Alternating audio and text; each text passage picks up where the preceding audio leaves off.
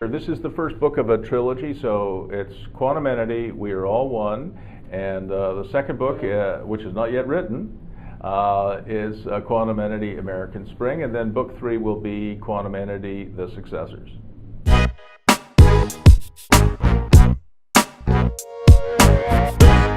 I knew I was going to retire from the University of Ottawa. At the Telfer School of Management, I was their entrepreneur in residence, and I knew I wanted to retire when I turned 60, which I did in December of 2011. And I wanted to take an opportunity to try and write a story, maybe a great story, and I wanted to do that before I got too old, so this is my chance.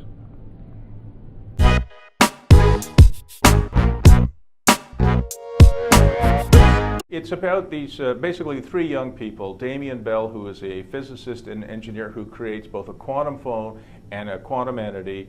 Ellen Brooks, who is this incredible business whiz who helps him in launching Quantum Computing Corp, which changes the world. It becomes a major tech company, Facebook times 10, I guess you'd say. And then Damien is involved with a performance artist by the name of Nell from Palos Verdes, California.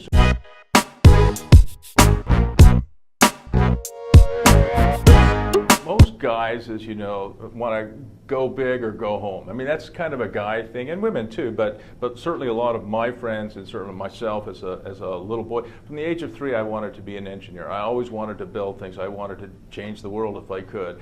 And you know, my involvement with the Ottawa Senators in the work that I did in business, and then through teaching, working with young entrepreneurs at Explorim.org, I've had a chance to at least have some influence.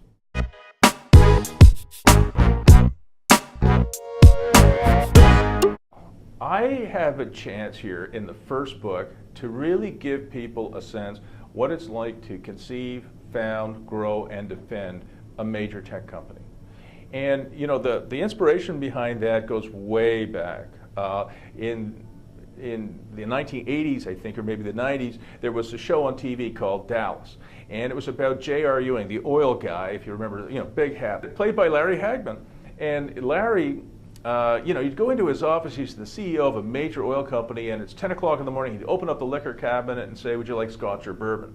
Now, in my experience, Rebecca, there are no CEOs that I know who start drinking at 10 o'clock in the morning, at least certainly no successful ones. So I thought I could write a book, a novel, that was entertaining, I hope, but also there might be some learning outcomes as well.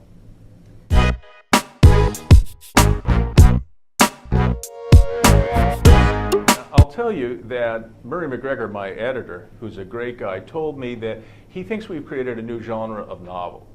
And I said, wow, is that good or is that bad? And he said, well, I don't know yet. You know, the public will make that determination. But he said, what we've done is we've created a learning outcome novel. So it's a science fiction novel, but there are over 800 learning outcomes in this. And he did something you're not supposed to do. At the end of this book, he actually put in an index of learning outcomes. So it's a bit of an adventure in learning as well.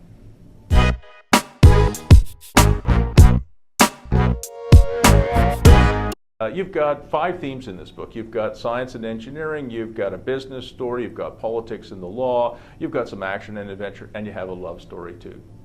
There is a 6th element to this book. There are 5 themes, but really there's a 6th theme that wasn't expected, and it became a spiritual tale as well. And there's a lot of spirituality in it. Both the book and the film come out on the same day, June 20th, at the National Gallery of Canada.